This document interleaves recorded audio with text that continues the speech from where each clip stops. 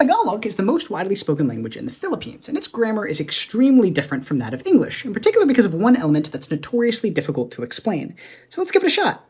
Okay, so take a look at these two sentences in English. The man bought fish, and fish was bought by the man.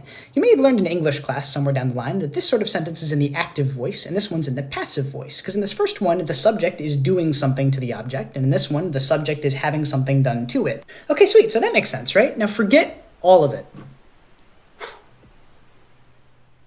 Let's begin.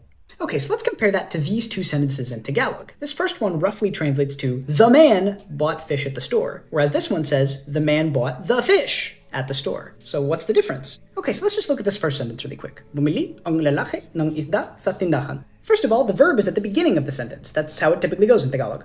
This little word, ang, is telling us that lalaki, the man, is going to be the direct noun of the sentence, which basically just means this is the noun that the verb is really going to be telling us about.